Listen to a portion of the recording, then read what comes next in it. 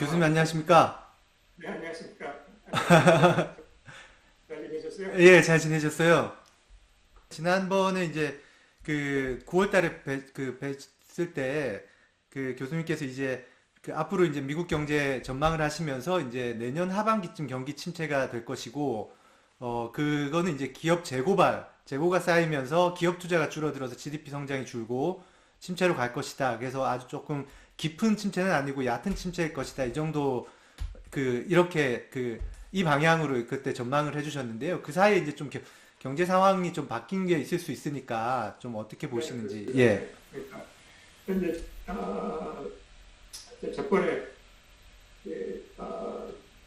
경제 침체가 내년 이제 하반기에 올 거라고 지금 저는 생각하고 있거든요. 예. 그리고 지금까지 아마 여러 사람들이 경제 침체가 상반기에 올 거라 그렇게 생각했는데 제 생각에는 아마 이제 하반기에 온다. 이제 그 이유를 제가 조금 있으면 말씀드리겠는데요. 예. 이 현재 상황을 보면은 지금까지 소비자 지출이 굉장히 스트롱했지 않습니까? 예. 네. 그런데 이제 앞으로는 이제 소비자 지출이 조금 줄어지면은 재고가 더 큰 문제가 될 거거든요. 네. 이제 소매 리테일에서는 그렇지 않아도 재고가 많은데 컨슈머 스pen딩이 스트롱한데도 재고가 많은데 앞으로 이제 컨슈머 스pen딩이 조금 위크하게 되면은 재고가 더 큰 문제가 될 거거든요. 네. 그래서 지금 현재 상황을 보면은 인더스트리얼 프로덕션 그런 것은 지금 내려가고 있습니다. 컨슈머 스pen딩을 소비자 지출 2023년을 그걸 보면은요. 예. 인플레이션은 계속 될 거고 조금 낮기는 낮겠지만은 또 이자도 계속 올라가고 또 이제 글로벌 이코노미 특히나 유럽하고 차이나가 슬로우다운이기 때문에 예. 이게 대해서 수준도 부진하게 되고 그렇게 되면 제 생각에는 내년 하반기에는 경기 침체가 될 가능성이 굉장히 많다고 저는 생각합니다. 네. 이제 굉장히 깊은 리세션은 아니고 modest, short recession이라고 저는 그렇게 생각하고 있습니다. 이번 두 번째 질문하셨는데요. 예. 이게 얇고 짧은 형태냐, 그 짧고 깊고 긴 침체냐 그렇게 말씀하셨는데, 네. 제 생각에는 this will not be a deep recession. 왜 그러냐 그러면 이제 고용 창출이 저는 앞으로 좀 약해지겠지만은 예. 그래도 계속 괜찮을 거고, 괜찮을 거. 예, 임금이 계속 올라갈 거라고 생각합니다. 그러니까 임금이 이제 인플레이션 같이 그렇게 많이 올라가지 않지만 그래도 임금이 올라가고 고용 창출이 되기 때문에 그것 때문에 deep recession은 안 될 거라고 생각합니다. 미국 경제 보면 아시다시피 한 3분의 2가 컨슈머 스pen딩 아닙니까? 예.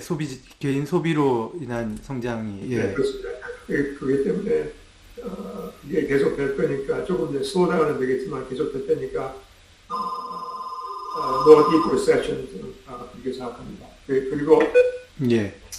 또 한 가지 말씀드릴 것은 예. 지금 우리가 보고 있는 게 rolling recession 또 가능합니다. rolling recession 그러니까 이게 이제 recession이 예를 들어서 하우싱하고 뭐 이제 인벤토리 이런 데 보면은 지금 아주 상황이 나쁘지 않습니까? 예. 근데 이제 내년으로 들어가면 물론 이제 하우싱이 뭐 나쁘지만 더 계속 나빠지지는 않을 수도 있습니다. 그러니까 rolling recession 그러니까 뭐 recession 한다고 이렇게 롤링 리세션이요? 네, rolling recession을 한다고 그러면 어떤 개념인가요? 섹터가 이렇게 있지 않습니까? 예. 그러니까 하우싱에서 시작해가지고 그다음에 하우싱에서 이제 끝이 나면 이제 컨슈머 스pen딩으로 가고 컨슈머 스pen딩이 끝나면 그다음에 이제 인베스트먼트로 가고 그걸 영어로 하면 rolling recession. 한 분야에서 리세션이 돼가지고 그게 끝나는 게 아니고 계속 전이가 돼서 다른 요인으로 리세션이 이어진다라는 말씀이시군요. 네, 그러니까 제 생각에는 그렇게 될 가능성이 많다.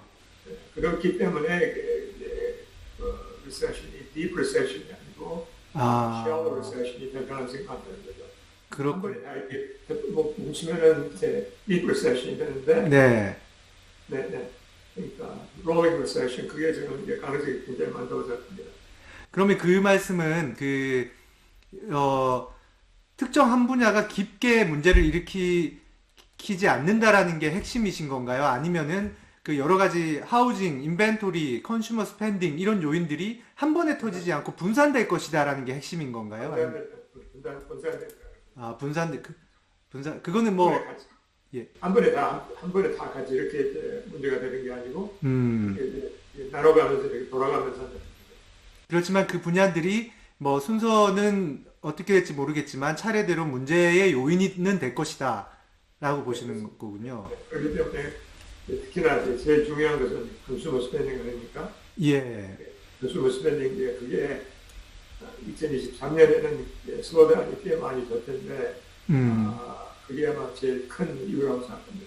컨슈머 스pen딩이 줄어드는 것이요. 네, 네, 네. 예. 그 관련해가지고 지금 그 11월 달에 이제 11월 달에 소매 판매가 어제 네, 예, 뭐 블랙 프라이데이도 있고 사이버 먼데이도 있던 달인데 어떻게 좀 많이 줄었더라고요. 네, 네. 근데 이게 또 블랙 프라이데이 때 그 판매가 사상 최대였다 이런 보도도 봤었었는데 이게 어떻게 되면서 이렇게 11월에 이렇게 줄어든 걸로 보세요? 이건 좀 번외 질문이긴 합니다만. 네, 네. 그러니까 소비 둔화가 시작됐다고 봐야죠. 소비 둔화가 예. 네, 소비 둔화가 그러니까 올라가는 둔화가 시작됐고 리테일 세일스가 이제 노벰버에는 0.6% 내려갔는데 거기에서 이제 제일 약한 건 자동차거든요. 자동차, 네. 네, 자동차를 빼면은 이제 조금밖에 안 내려갔거든요. 그러니까 자동차라는 것은 지난번에 뭐 팔렸다가 안 팔렸다가 뭐 칩이 있다 없다 그러니까 예. 지금 이제 또 굉장히 마우스도 하지 않습니까? 그러니까 자동차를 빼고 보면은 조금 내려가기는 내려갔지만 그렇게 많이는 안 내려갔거든요. 그러니까 제 생각에는 지금 이제 소비 둔화가 시작됐다고 봐야 할 것 같아요. 네.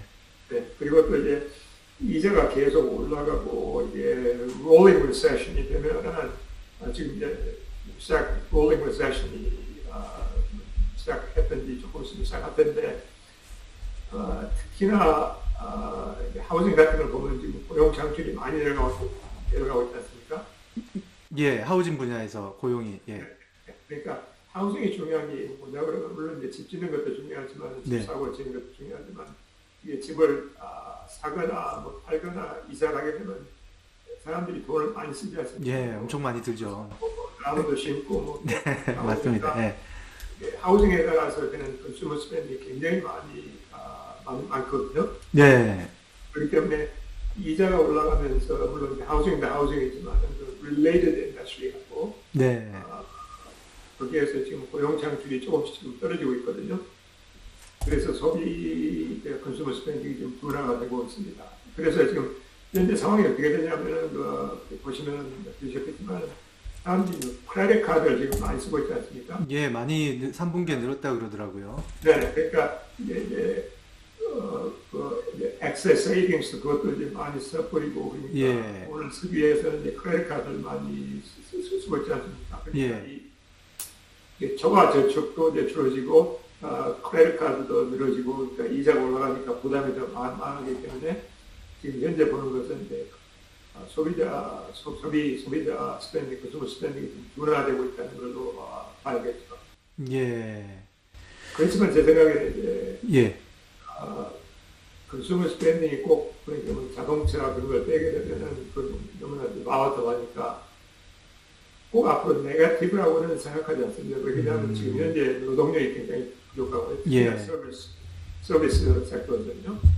그러니까 고용 창출도 계속되고 임금도 계속 올라가니까 그러면은 이제 소비자 컨슈머 스pen딩이 둔화는 되지만 아예 내려가지는 않을 거라 저는 그렇게 생각하고 있습니다. 야, 막 소비 자체가 무너지거나 그 정도 수준까지는 가지 않는다는 거죠. 예. 네. 그 다음 질문 제일 중요한 이유는 이제 고용 창출이 이제 좀 슬로우다운 하지만 계속되고 임금이 계속 올라가니까 예. 임금이 이제 레이버 쇼리지가 특히나 뭐 레스토랑 무슨 뭐 맞습니다. 예. 호텔 이런 데는 레이버 쇼리지가 많지 않습니까? 네. 그러니까 임금이 계속 올라갈 거고 그리고 레이버 쇼리지가 있으니까 제 생각에는 그것 때문에 컨슈머 스pen딩에 아마 네 가지가 많다고 생각합니다. 예. 그 다음 질문 넘어가기 전에 그 하나 좀 확인하고 여쭤보고 가고 싶은 거는 그 롤링 리세션에서 이제 그 롤링 리세션이 이제 여러 섹터가 돌아가면서 이제 그 문제가 되는 침체가 되는 그거를 말씀하셨는데 그 롤링 그 리세션에 들어가는 그 차례차례 들어가는 구성 요인이 어떤 게 있나요? 하우징이 있고 인벤토리 있고 컨슈머 스펜딩이 있고 그다음에 또 다른 게 또 있을까요? 그다음에 이제 인베스트먼트죠. 그러니까 기업 투자. 네, 그러니까 어떻게 되면 이제 이자가 올라가면 이제 하우징에 제일 먼저 타격을 받지 않습니까? 네. 그래가지고 이제 또 아까 말씀드린 바와 같이 하우징에 related 인베스트먼트 굉장히 많지 않습니까? 그러니까 뭐 이제 뭐 랜드스케이핑부터 무슨 뭐 예. 드라이월부터 뭐 지붕부터 뭐 자동차부터 뭐 여러 가지 많이 있지 않습니까? 그리고 컨슈머 스pen딩이 조금 이제 내려가고 컨슈머 스pen딩이 내려가면 그 다음에 이제 비즈니스에서 투자를 꺼야 돼요. 경제가 사람들이 사질 않으니까 예. 인베스트먼트가 꺼리가 돼요. 그러니까 되게 이제 그런 방향으로 가거든요. 그 침체가 나온 김에 조금 더 여쭤보면 그러면 그 침체가 시작되는 기간은 내년 하반기 정도로 네. 보시고 그러면 네, 네. 어느 정도로 이어질 거로 보시나요? 제 생각에는 내년 하반기에 끝날 거라고 생각합니다. 하반기에 시작해서 하반기에 끝나는 건가요? 네, 그러니까 제 생각에는 아마 2023년 third and fourth quarter 정도에 경제 침체가 생기고 그때 이제 끝나고 2024년에는 경제 성장이 다시 이제 플러스로 된다고 봐야죠. 4분기에 시작해서 4분기에 끝나는 짧은 침체를 생각하시는 거예요? 그러니까 3분기에 있어요. 3분기에 시작해서 4분기에 끝나는. 네, 그렇죠. 예. 그러니까 굉장히 짧은 거죠. 그러니까 되게 경제 침체가 한 10개월, 12개월 그 정도거든요. 야구기가. 그런데 이것은 아마 제 생각에는 less than a year. 만약에 그렇다면 그 과정에서 그 인플레이션이 아주 떨어질 거는 아니라고 보셨는데 한 어느 정도 3% 정도까지만 잡히면 성공한 통화 정책이나 라고 볼 수 있게 되는 수도 볼 수 있는 건가요? 그 정도면? 교수님께서 지금 전망하신 정도면? 제 생각에는 그 다음 질문인데 인플레가 중요한데 예. 인플레가 그 넘버 4가 보면 제 생각에는 인플레는 정점을 도착했다고 생각합니다. peak. 그러니까 지난 여름에 it has reached the peak. 예. 정점이라고 그러니까 제일 높은 인플레이션. 정점이라고 그러니까 그걸 보고 제일 높은 것. 여름이 정점이었다. 네, 그러니까 여름에 서머. 예, 지난 여름이 예. 지난 그러니까 여름하고 가을 그때. 예, 7월에서 9월 그때쯤 예. 네. 그거 이제 지나갔고. 그런데 이제 파월을 향은 인플레를 이제 2%까지 내린다 이렇게 말씀하셨는데. 예. 제 생각에는 이제 그렇게 할 수는 있죠. 그렇게 하려면은 이자가 굉장히 많이 올라가야 돼요. 그럼 경제 침체가 굉장히 커지는 거죠. 그런 상황까지는 저는 안 갈 거라고 가야 되지 않는다고 생각합니다. 가면 안 된다. 그건 안 됩니다. 그러니까 예를 들어서 이제 조금 이따가 말씀드리겠습니다만 예를 들어서 뭐 2월 1일에 이자를 0.25 올리고 3월 달에 또 0.25 올리고 제 생각에는 그 정도가 되지 않을까 그렇게 생각하거든요. 예. 그렇다면 인플레가 2%까지 내려갈 수가 없습니다. 지금 현재 상황에서. 네, 물론 이제 어떤 인플레이 넘버를 얘기하느냐 근데 이제 연준 의장은 core 인플레이션 그걸 얘기하지 않습니까? 예. CPI를 보면은 그러니까 it depends which index are you talking about. You're talking about. 그러니까 CPI를 보면 지금 뭐 9%에서 뭐 10%, 8% 이렇게 됐는데 예. 그게 2%까지 내려갈 가능성은 저는 굉장히 적다고 생각합니다. 그런데 만일에 연준에서 이제 좋아하는 그 PCE가 아닙니까? 예, PC. PCE 고 그건 지금 보면 한 4%에서 5% 정도. 예, 4%. 예. 그것은 그러니까 2%까지 내려갈 수가 있죠. 예, 그 기준이지 않을까요? 설마, 예. 네, 네. 그러니까 그렇게 생각한다 그러면은 그게 가능하다고 생각하는데 CPI를 보면은 2%까지 내릴 가능성이 별로 없다고 생각합니다. 예. 그러니까 it depends what you're talking about. 그러니까 그 CPI를 인플레이션을 이제 2%까지 내려면 이자를 굉장히 많이 올려야 되는데 그렇게는 안 돼야 되고 그러면 경제 침체가 너무 크게 되니까. 근데 코어 CPI 그걸 보고 그게 되면은 그러면 이제 2% 정도도 제 생각에는 2%는 그래도 2%보다는 조금 더 높을 거라고 생각합니다. 3%까지도 갈 수 있는데 네. 2%까지 내리려고 그러면 이자가 굉장히 많이 올라가야 돼요. 지금 얘기하는 그 파월 의장께서 말씀하신 5.1%까지로도 2%는 안 되는데 CPI 기준으로는 2%까지 내려가기 어렵다는 말씀이신 거죠? 그런데 불가능하고요. 예. 코어 ECE 이걸 봐도 2%까지 내려가기는 굉장히 조금 어렵다고 생각합니다. 그러니까 3%까지가 가능한데 2%까지 내려가려면 제일 마지막 1%가 그게 제일 어렵거든요. 마지막, 그렇기 때문에 예. 근데 이유가 뭐냐 그러면은 레이버 코스트거든요. 레이버 지금 제 생각에는 웨이지 프라이스 스파이럴 시작이 됐다고 봅니다. 웨이지 프라이스 스파이럴. 그러니까 한국말로 뭐라고 그러거든요. 웨이지 프라이스 스파이럴. 웨이지 프라이스 스파이럴이 시작됐다고 보신다고요? 네, 제가 그 시작됐다고. 이 파월 의장은 시작되지 아직까지 나타나지 않고 있다고 얘기했지 않습니까? 저는 시작됐다고. 레이버 코스트를 됐다. 그게 그러니까 지금 인플레이션을 보면 그 CPI라는 75%가요. 네. 레이버 코스트하고 에너지 코스트거든요. 레이버 에너지 코스트. 70, 그러니까 아무리 뭐 원자재 값이 원자재 가격이 내려가지만 레이버 코스트가 내려가야 CPI가 내려올 수 있는 거거든요. 근데 레이버하고 에너지 코스트가 75% of CPI, 75%. 예, 75%. 예. 예를 들어서 빵을 로프 브레드 빵을 하나 사지 않습니까? 예. 그럼 거기에 이제 미리 들어가잖아요. 위. 미리 들어가죠. 예. 주 원료죠. 예. 위 가격은 5% 바꿔요. 그걸 뭐 예. 5불에 사요. 네. 그럼 값에 5불에 밀값은 5% 바꿔요. 5%밖에 안 들어가겠죠. 예. 25. 나머지는 레이버 그렇겠네요. 그럼 지금 교수님께서 임금이 일단 인플레이션의 주 요인이라고 보는 그 연준의 시각하고는 이제 그거는 좀 정확하게 연준이 보고 있는 거군요.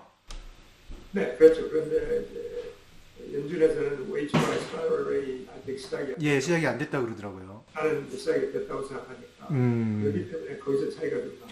그럼 점점 교수님 시각으로는 점점 더 어려워질 수가 있겠네요. 연준의 통화 정책이. 아니 어려워지는 건 아닌데요. 그러니까 이렇게 이제 많이 내려올 수는 없다는 거죠. 2%. 그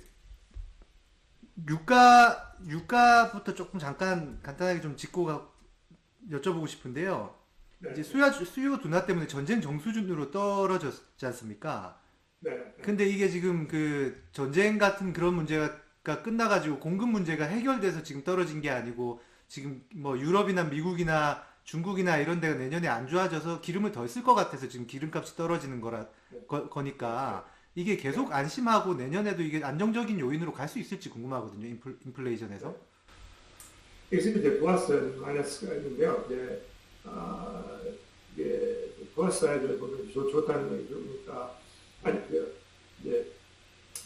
플러스하고 마이너스 보면 네거티브로 보면 그 이제 원유값이 올라간다는 얘기죠. 유크레인 문제는 이제 계속 전쟁은 계속 될 거거든요. 네. 또 오펙 플러스도 지금 프로덕션 가설을 계속 메인테인하고 있지 않습니까? 그러니까 우리는 이제 프로덕션을 늘려줬으면 그러는데 그러지 않고 프로덕션을 조금 이제 계속 늘리지 않고 있고, 그 다음에는 이제 또 차이나 지금까지는 경제 성장률을 코비드 그거하고 뭐 여러 가지 때문에 경제 성장률이 좀 낮았지 않습니까? 중국에서는. 그러니까 제 생각으로 이제 중국 경제 전망이 금년에는 한 3% 정도밖에 안 되고, 예. 근데 내년에는 그게 조금 풀리니까 경제 성장이 한 5% 정도 5% 정도까지 올라갈 것 같습니다. 예. 중국 정부에서 이제 경제 성장이 올린 게 굉장히 중요하다. 이게 경제적인 문제만이 아니고 정치적, 사회적인 문제가 되니까 경제 성장률을 올려야겠다. 그래가지고 이제 기회를 많이 풀고 있지 않습니까? 그렇기 때문에 중국에서 아마 그 디맨드가 좀 많이 생길 수가 있거든요. 예. 그러니까 원유값이 올라가는 이유는 이제 전쟁이 계속되고 오펙 플러스가 프로덕션 컷것을 계속 메인테인하고 유진하고. 그다음에 중국에서 이제 경제 성장률이 높아지면은 거기서 디맨드가 좀 많아지거든요. 예. 그게 한 가지고 그다음에 좀 이제 바지를 쌓는 이제 원유값이 여러 가지 이유가 있다는 게 뭐냐면 이제 글로벌 그로스 그러니까 세계 경제 성장이 2022년에는 한 2.5% 정도라고 저는 생각합니다. 예. 근데 2023년에는 그게 한 1.3% 정도밖에 안 될 것 같아요. 예. 네, 그러면 이제 그 디맨드 세계의 이제 디맨드가 생각보다 좀 적다는 거죠. 예. 그래가지고 이게 그러니까 이 바지를 이게 이제 플러스하고 마이너스를 합쳐보면 제 생각에는 아마 유가가 그래도 조금씩은 내려가지 않을까. 그건 좀 다행이군요. 네, 그건 다행입니다. 예. 그러면 이제 그런 이제 임금이나 그거 유가 같은 물가 전망을 고려할 때 연준 통화 정책은 좀 어떻게 밟아야 할 것으로 보십니까? 네, 제 생각에는 이제 파월 의장이 계속 이자가 올라갈 거라고 그렇게 경고했지 않습니까? 예. 제 생각에는 아마 2월 달에 2월 1일에 0.25로 더 올리고요. 예. 3월에 0.25로 올리고 그리고는 끝이 나지 않을까 저는 그렇게 생각합니다. 그러면 지금이 이제 그 4.25에서 4.5니까 5.00에서 그러니까 어퍼 레인지가 예, 어퍼 레인지가 예. 어퍼 레인지가 5%까지. 그리고 아마 이제 우리나라는 FOMC 내도 파월 의장 뭐 그분도 뭐 개인 의견이 있으시겠지만은 연준 내에서도 지금 이자가 너무 많이 올리는 게 아니냐, 조금 소량해야 된다 그런 디스커션이 지금 많이 있다고 보도가 되지 않습니까? 예. 그렇기 때문에 앞으로는 이자를 조금 더 올리긴 올리지만은 아마 이제 3월달에 옮겨놓고는 조금 더 기다리고 보자. 그럴 것 같아요. 왜냐하면 아시다시피 통화정책 마니터리 파워스는 시간이 걸리지 않습니까? 예.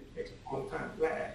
예, 렉. 그러니까 자동차 같이 금방 이렇게 액셀러레이터 받는다고 자동차가 네. 뛰는 게 네. 예, 통화정책은 이제 금리를 올리면 그 결과가 시간이 꽤 오래 걸리거든요. 옛날에 프로페서 밀턴 프리드만이 그 얘기 하지 않습니까? 그 lag, 영어로 lag라고 그러는데 그 lag가 아마 18 months에서 2 years. 그게 오래 걸린다고. 생각보다 굉장히 오래 걸리네요. 그렇죠. 네. 특히나 인플레이션은요. 그러니까 그게 그러기 때문에 이게 통화정책이 어려우거든요. 이게 금방 선거가 나면 할 수가 있는데 이게 18개월, 2년 후에 선거가 나니까 그것을 이제 포캐스 해야 되는데 포캐스가 항상 이게 빗나가지 않습니까? 예, 빗나갔죠. 그래서 이게 마니터리 파워스가 어려운 거죠. 예. 뭐 어떻게 될지 모르니까. 그러면 그 부분 이제 최종금리 한 5% 3월에 이제 0.25까지 올리고 5%로 이제 홀딩하는 유지하는 그 정책으로 가신다고 보고 계시는데 지금 그 홀딩 기간을 그 파월 의장은 그 일단 올해 내 2023년 내에는 계획이 없다. 떨어뜨릴 계획이 없다. 홀딩할 것이다. 2023년 내내 그렇게 말씀하셨는데 이게 교수님께서는 좀 그 인상 올라가는 건 3월이 끝. 그다음에 홀딩으로 들어가는데 그 홀딩 기간은 어느 정도 될 거로 보시나요? 제 생각에 이제 경제 침체가 직접 되는데 그러니까 만약 경제 침체가 내가 생각한 것 같이 가령 뭐 이제 7월 달에, 8월 달에 시작한다고 봐요. 예. 예, 그러면은 이제 또 한 가지 문제가 뭐냐면 그러면 이 경제 침체라는 것은 예, 생기고 나서 알지 그때 그 당시에는 정확하게 모르죠. 예, 예. 끝나고 아는 경우도 있고. 그러니까 끝나고 시간이 지나가지 예. 않은 거 아닙니까? 예. 그렇기 때문에 항상 마네터리 파워 설명을 하는 거예요. 오버 리액션을 하고 미스테이크를 하는 거거든요. 네. 여기다가 누가 모르니까 이게 그러니까 두고 보니까 아, 너무 이제는 많이 올렸다. 너무 오래 끌었다. 그렇게 생각하거든요. 그런데 이번에도 그렇게 될 가능성이 많다고 봅니다. 그러니까 이제 우리가 이제 뭐 2024년 4년 후반기에는 아 우리가 경제 침체가 2023년에 있었다 그렇게 말할 수가 있지만은 2023년 하반기에는 우리가 그 경제 침체가 됐는지 안 됐는지 모르겠거든요. 예. 네, 그렇기 때문에 계속 이자를 높이 유지할 가능성이 저는 많다고 생각합니다. 매우 많다. 그러니까 이제 결과적으로 보면은 뭐 1년, 2년 후에 보면 그게 미스테이크였는데 현재 상황에서 그건 보이지 않습니까? 그렇겠죠. 제 생각에는 이자를 계속 유지할 거라고 생각합니다. 그리고 또 한 가지 이제 파월이 좀 걱정하시는 게 뭐냐면은 70년대에 그랬지 않습니까? 예. 이자를 내렸다, 올렸다, 내렸다 그래가지고 아서번지 시절에 예. 스탑 영어라고 스탑 and go 많은 거에 바운스라고 그러지 않습니까? 예. 그걸 안 해야 되니까 또 그걸 걱정을 하니까 제 생각에는 아마 이자를 내릴 가능성은 없다고. 없다. 내년에도 네. 감사합니다. 네. 예. 그 지금 일단 뭐 9월달, 10월달에 했었던 그 채권 시장 부실, 그 영국을 대표적으로 해가지고 미국도 이제 이걸 걱정해가지고 그 재무부에서 바이백 얘기도 나오고 했었는데 일단 그 금융시장 자체가 붕괴되거나 채권 시장 자체가 부실해질 위험은 지금은 좀 사그라든 분위기인데 어떻게 보십니까? 재발될 수 있나요? 네, 저도 그렇게 생각합니다. 그러니까 특히나 이제 은행들을 보면은 은행들이 자본이 굉장히 튼튼하거든요. 네. 그러니까 뭐 2007년, 8년, 10년 그때하고는 전혀 다르거든요. 그리고 그다음에 또 FRB에서 정부에서 제재를 그동안에 굉장히 많이 하고 지금도 굉장히 많이 하고 있거든요. 예. 저도 이제 미국에서 큰 은행이자로 있지만은 사회자로 있지만은 그렇죠, 그렇죠. 예. 정부에서 컨트롤 굉장히 많이 해요. 예. 그렇기 때문에 지금은 은행들이 굉장히 튼튼하고 그 다음에는 아까 말씀드린 것 같이 deep recession이 아니고 rolling recession이기 때문에 예. 생각에는 이제 은행에서 문제가 있더라도 감당할 수가 있다고 생각합니다. 그렇지만은 그렇다고 해서 이제 아픔이 없는 건 아니죠. 통화적 마네터리 파워를 영어로 보는 게 뭐 블런트 툴이라고 하거든요. 한국말로 하면 뭐 무딘 도구라고 하죠. 무딘 도구. 아, 무딘 도구. 예. 이거는 블런트 툴이라고 그러고 예. 블런트. 그러니까 예를 들어서 이제 이렇게 아니 뭐 이제 재정정책 같으면 뭐 여기는 돈을 주고 저기는 예. 뭐 정확히 할 수 있지만. 예. 예. 그렇기 때문에 이제 타격받는 사람들을 많이 받고 안 받는 사람도 있고 그게 있는데 한국 경제를 보면 제 생각에는 제일 타격을 많이 받는 사람들은 이제 중소기업이라고 생각합니다. 우리나라 그 영향을 말씀 주시는 거죠? 예. 미국도 그렇고 중소기업이고 그다음에 이제 특히나 한국에서는 이제 가계부채가 많기 때문에 예. 소비자들이 이제 타격을 많이 받게 되고요. 그 다음에 이제 빚이 많은 회사나 개인들, 이거라고 leverage, 빚이 많다고 그러셨습니다. 빚이 많아가지고 leverage, highly leverage. 그 사람들이 이제 이자 올라가서 도화장적 이자가 올리는 거에 대해서 굉장히 이제 아픔을 많이 받게 되죠. 그리고 또 이제 하우싱도 그 이제 산업으로 보면은 하우싱하고 몇 개가 그러니까 집하고 예를 들면 자동차, 가구 이런 게 제일 큰 문제가 되거든요. 왜냐하면 거기서 이제 돈을 빌려야 되니까 그 살려면 하우싱, materials like the cars, 그다음에 이제 뭐 appliances, furniture 뭐 그런데 사람들이 빚을 내지 않습니까, 사람들이? 그러니까 그게 한 가지고 근데 그렇다고 해서 이제 파이낸셜 마켓에 스트레스가 없는 건 아니거든요. 지금 그래서 앞으로 이제 경제 침체가 생기고 이자가 계속 올라가게 되고 그러면 파이낸셜 마켓 스트레스가 올라가기가 당연한 거죠. 그게 파이낸셜 스트레스. 네. 또 이제 뱅크럽시도 많이 생겼거든요. 미국 말씀이신지 아니면 한국 말씀이신지 두 군데 다요. 두 군데 다. 아, 네, 두 군데 다. 그러니까 파이낸셜 마켓 스트레스가 올라갈 겁니다. 계속. 예. 예. 그리고 이제 뱅크럽시도 많이 생겼거든요.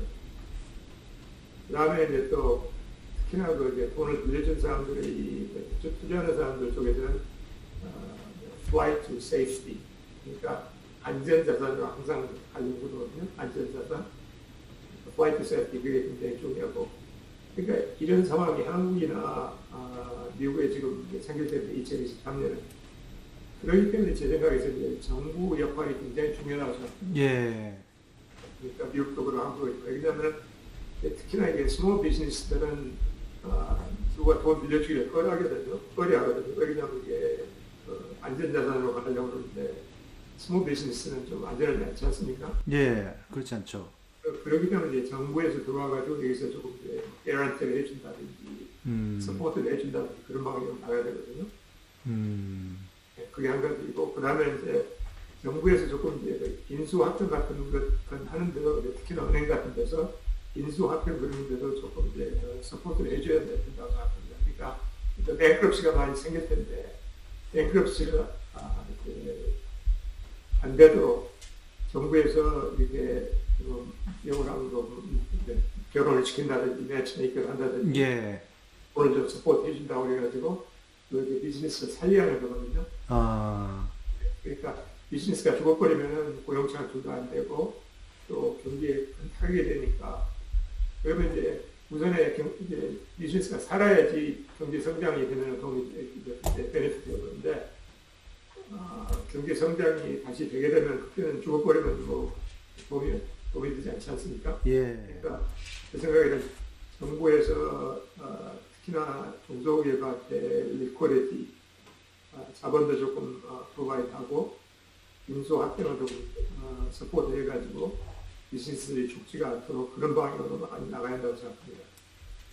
정부가 좀 그 내년에 이제 그 기업의 부실과 파산 이런 데 대비해 가지고 좀 산업적인 어떤 그 산업계에서 조율자 역할을 좀 돼야 된다라는 말씀이시. 그렇습니다. 그렇습니다. 그래가지고 그 비즈니스를 우선 살려야지 경제 침체가 끝나고 경제 성장이 생기면 그 비즈니스에서 또 이제 고용 창출도 되고 이제 경제에 도움이 되지 않습니까? 예. 그 비즈니스, 스몰 비즈니스에 죽어버리면 그게 안 되거든요. 그렇죠. 고용도 제일 많이 하는 곳인데 스몰 비즈니스가. 그렇죠. 예. 그러니까 미국도 이제 고용 창출이 한 3분의 2가 스몰 투 미디엄 사이즈 비즈니스거든요. 예. 한국도 그렇죠. 그러니까 스몰 투 비즈니스 고용 창출에 중소기업들이 굉장히 중요하니까 거기에 대해서 정부가 조금 이제 pay attention을 좀 많이 해야 한다고 생각합니다. 그게 그 어떤 형태가 될 수 있을까요? 그러니까 아까 전에 좀 설명은 해주셨는데 예를 들어서 이제 인수합병을 위한 그 금융 같은 거를 좀 마련해 둬야 된다라는 쪽의 생각이신지 아니면 예. 그거 한 가지고, 그다음에 이제 매치메이킹도 할 수 있죠.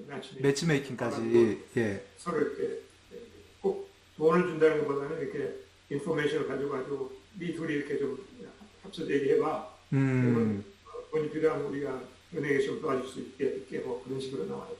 내년엔 조금 그 적어도 내년에서 그런 분야에서만큼은 정부가 큰 정부가 돼야 된다라는 말씀이시네요. 네, 그렇죠. 네, 네. 그 한 가지 관련해서 한 가지만 더 여쭤보면 지금 일단 딥리세션은 아니고 연준이 그러니까 그 CPI를 2%까지 내리겠다고 욕심을 부려서 그 기준금리를 크게 높이지 않는 한 딥리세션은 아니고 1년 이내에 짧고 얕은 침체라고 보시는 게 기본 시나리오지 않습니까? 근데 제가 금융 그 스트레스를 여쭤보고 하는 이유는 우리 한국 기준으로 보면 그 IMF 외환 위기 때 하고 2008년 금융 위기의 트라우마가 굉장히 커서 그렇거든요. 그렇다면 근데 이번에 그까지 만약에 가지 않는다면 부도나 기업의 부도나 뭐 이런 것들도 현재 좀 그렇게 우려할 수준은 아니게 되지 아닌 거 아닙니까? 그러니까 항상 그러니까 크게 IMF 그때나 2007년, 8년, 9년 그렇게 크지는 않지만은 그래도 이게 제일 타격받는 것은 중소기업이니까, 그리고 또 이제 중소기업이 고용 창출을 제일 많이 하니까 제 생각에는 거기를 좀 조심해가지고 음, 모르지 않습니까? 이게 경제 침체가 더 네, 나빠질지 모르지 않습니까? 그러니까 제 생각에는 이런 상황에서 좀 정부에서 인포메이션을 좀 많이 얻어가지고 서로 이렇게 도와주고 많이 어, 필요하면 정부에서 물론 이제 뭐 추경을 해서 돈도 줄 수 있지만 제 생각에는 더 중요한 것은 은행에서 조금 이제 융자를 좀 해가지고 조금 이제 하사용하지 않도록 그런 방법으로 좀 나가야 된다는 거죠. 그러니까 물론 이제 저는 경제학자로서 이제 정부에서 간섭하는 것을 싫어하는데요. 예, 물론 싫어하는데 이런 경우에는 정부 역할이 좀 중요하다고 생각합니다. 아, 이번 내년만큼은 큰 정부가 돼야 되는 시기다. 그러니까 큰 정부라는 얘기가 정부에서 막뭐 돈을 많이 쓰라는 얘기가 아니고요. 그렇죠. 인포메이션을 많이 주고 또 이제 특히나 음, 정부에서 꼭 돈을 준다는 것보다는 이제 은행을 통해 가지고 은행들이 조금 이제 융자를 해주고 만약에 필요하면 이제 정부에서 은행 융자를 얘한테 해주는 그런 방법이 있습니다. 그러니까 이 돈을 뿌리라는 게 아니고요. 그렇죠. 네. 역할을 어떤 적극적으로 좀 하라라는. 이제 결과적으로 이런 이제 중소기업들이 이제 은행에서 정부 개런티로 돈을 받게 되면은 갚아야 돼요. 갚아야 돼요. 예. 그 한국의 이제 그 중소기업 그 말씀을 좀 해주셨는데 지금 한국 전체 경제를 좀 보면 이제 한국은 이제 수출로 미국은 소비로 이제 성장하지만 한국은 수출로 이제 주로 성장을 하는데 그동안 한국이 좀 수출이 잘 될 수 있는 환경이 이제 환율도 받쳐주고 세계의 경기도 받쳐주고 이랬는데 이제 올해 그 내년 같은 경우는 조금 그런 한국이 수출이 잘 되던 요인들이 많이 좀 흔들릴 수 있잖아요. 저 지금 어떻게 무역 수지 적자나 한국 경제 전체 방향 같은 경우에는 조금 어떻게 보시고 네. 어떻게 좀 조정을 하면 그나마 좀 충격을 최소화하고 성장을 이어갈 수 있을까요? 좀 조언을 좀. 그러니까 보면은 한국은 제 생각에는 경제 침체를 피하지는 못할 거라고 생각합니다. 아, 왜냐하면 이제 한국에도 인플레이션이 계속되고 또 이제 한국은행에서도 연준같이 이자를 많이 올리지 않았지만 계속 이자를 이제 올렸고 또 앞으로 도 올릴 수가 있고요. 예, 그 다음에 이제 한국에는 이제 수출을 많이 하는데 글로벌 이코노믹 슬로우다운 아까 말씀드린 바와 같이 세계 경기가 2022년에는 2.5% 성장할 텐데 2023년에는 한 1.3%밖에 성장을 못할 거거든요. 예, 그렇다는 얘기는 이제 수출이 조금 이제 부진한다는 얘기거든요. 네, 그 다음에는 소비자 스pen딩이 둔화가 되고 수출이 둔화가 되면은 인베스트먼트 설비 투자도 조금 둔화가 됩니다. 왜냐하면 이자가 올라가고 인플레가 올라가고 그러면 이제 영어로 하면 operating cost 운영비라고 합니다. operating cost 이게 올라가고 그다음에 이제 또 business confidence 신뢰도 비즈니스를 자기들 신뢰도가 내려가거든요. 예, 수출도 잘 안 되지 소비자들 돈을 많이 안 쓰지 이자 올라가지 인플레가 올라가지 그러면 이제 인베스트먼트도 조금 이제 부진이 되거든요. 그래서 이제 한국에도 이제 하나 뭐 growing recession 그런 상황이 나타날 수가 있을 겁니다. 그런데 제 생각에는 이제 2023년에 플러스는 뭐냐 그러면 제 생각에 이제 달러가 내려갈 거라고 생각합니다. 달러 가치가. 아, 달러 가치가요. 예, 네. 그리고 이제 원값이 조금 원값 가치가 올라가게 되거든요. 그러게 되면 이제 한국에서는 지금까지 문제가 뭐냐 그러면 뭐 음식료하고 에너지 그런 걸 많이 수입을 하는데 그게 다 달러로 계산되지 않습니까? 예, 달러가 올라가니까 그것 때문에 지금 이제 경상 수지가 조금 나빠졌는데 내년에는 이제 좀 반대가 될 수가 있거든요. 그러니까 그 달러 값이 내려가고 원값이 조금 이제 올라가게 되면은 그러면 이제 그 수입 특히나 에너지, 푸드 이런 거 인포를 하는데 그 값이가 조금 내려가거든요. 달러 값이 내려가니까. 그래서 경상수지에 조금 이제 도움이 될 거라고 생각합니다. 그것 때문에. 달러 같은 경우는 그 일각에서는 이제 그 지금 현재는 좀 내려왔지만 내년에 이제 그 미국 경기가 침체에 빠져들지만 한국 같은 경우에는 더 큰 침체에 빠질 수 있고 그리고 한국 같은 경우에는 가계대출 문제 때문에 금리를 미국처럼 기준금리를 많이 못 올리고 이런 것 때문에 그 환율이 그 원화 약세 현상이 원화 약세 현상이 심화돼서 오히려 그 달러 원화가 더 약세가 될 수 있다라는 전망도 있는데 교수님께서 이제 그 원화 약세가 조금 해소된다고 보시는 부분은 그 어떤 측면에서 이제 조금 그렇게 네, 근데 그 지금 이제 달러가 지금 강세가 되는 제일 큰 이유는 그거거든요. 뭐 영어로 interest rate differential. 그러니까 연준이 이자를 많이 올리고 한국은행은 이자를 올리긴 올렸는데 그 differential 그 차이가 이제 올라가지 않습니까?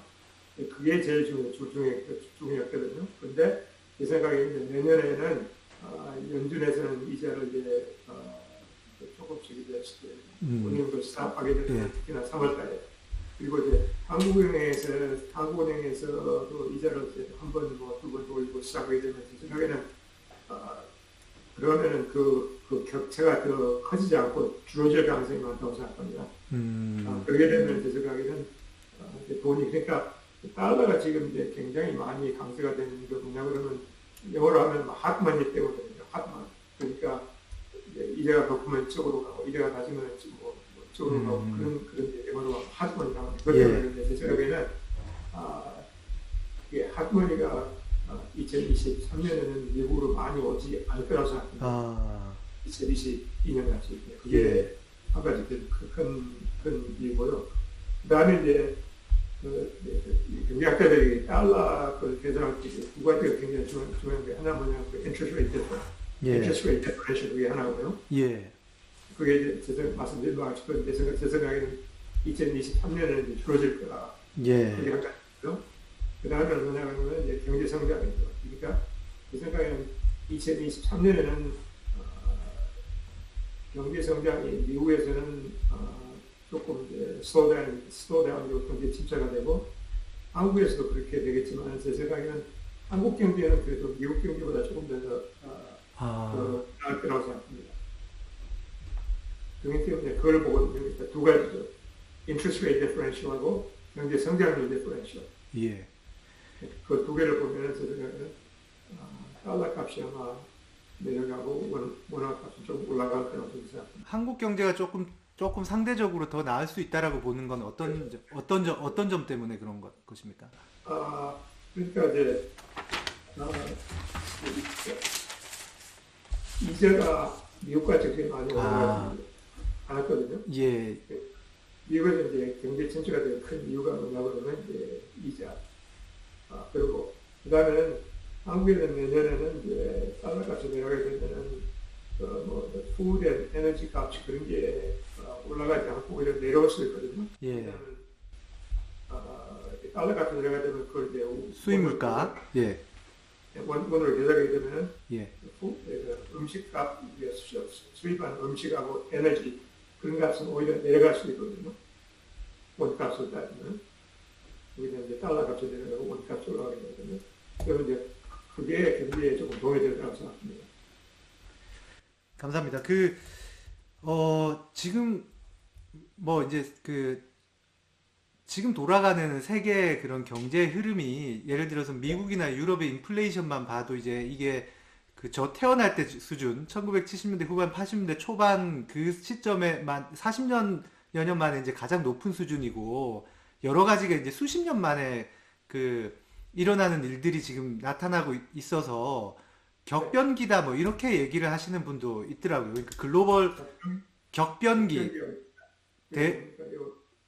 영어로는 대전환 크게 이제 시대가 크게 변하는 어떤 시기에 있다 이런 분석도 있고 예를 들어서 세계화 같은 경우에도 90년대 후반부터 이제 무역 장벽 같은 게 낮아지면서 이제 물건들이 이제 국경이 없다시피 이렇게 실시간으로 움직이고 했는데 지금 이제 지정학적 문제 때문에 그런 장벽도 다시 생기고 있고 이래서 큰 변화하는 시기에 있다.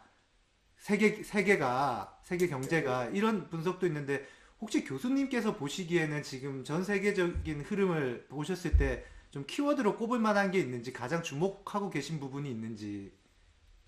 네, 그러니까 키워드 뽑는다 그러면 물론 이제 글로벌라이제이션 그건 이제 끝났고 지금 이제 리저널라이제이션 그러지 않습니까? 그러니까 지역화인가요? 리전에 대해 중요한 예. 이날 같이 이제 글로벌라이제이션 그것이 끝났다 그러는데 키워드를 뽑는다는 제가 말씀드린 것은 2023년에는 light at the end of the tunnel, 그러니까 뭐 터널 끝에 빛이 보인다 그런 얘기거든요. 라이트 엔드 오브 더 터널. light at the end of the tunnel. 그 이유가 뭐냐 그러면은 리세션은 2023년에 더 크고 끝이 날 거고, 그러니까 물론 이제 매도 빨리 맞으면 좋다고 그러지 않습니까? 매 맞으면 빨리 맞고 이제 끝나요. 그러니까 2023년에는 이제 경기 후퇴가 되니까 아프지만은 그 다음을 보면 2024년은 조금 이제 라이트가 생기거든요. 라이트 단어. 그게 이제 세계 경제도 그렇고 한국 경제도 저는 그럴 거라고 생각합니다. 그 다음에는 또 인플레이션도 2023년에는 2022년보다 더 슬로우 다운 되고 낮고 2024년에는 더 낮을 수 있지 않습니까? 예. 그 다시 들어봐야 돼요. 그러니까 리세션을 이제 그걸 영어로 하면 get it over with 끝날 거고, 그다음에 인플레이션도 내려갈 거고, 이자도 내려갈 거고요. 그렇다는 얘기는 이제 불확실성이 자꾸 많이 좋아진다는 얘기거든요. 예.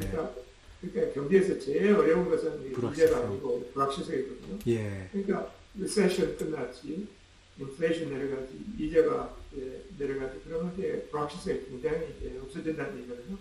그렇다는 얘기는 경제적으로 좀 희망이 좀 이제 생긴다는 거예요. Light at the end of the tunnel. 예. 그러니까 제 생각에는 2023년이 뭐 통계적으로 보면 나쁠 수가 있지만은 2023년이 저는 조금 더 희망이 있는 해라고 생각합니다. 야. 말씀 들으니까 진짜 고통스럽겠지만 그래도 희망이 좀 생기는 것 같습니다. 네, 저는 그러니까 2023년이 꼭 나쁘다고 생각하지 않습니다. 네네. 희망해 보입니다. 오늘 일부러 바쁜 시간에 연말에 엄청 바쁘실 텐데 이렇게 시간 내주셔서 정말 감사합니다. 아이고, 예, 연말이랑 즐거운 새해 보내시기 바랍니다. 네, 해피 하우데이. 예, 감사합니다.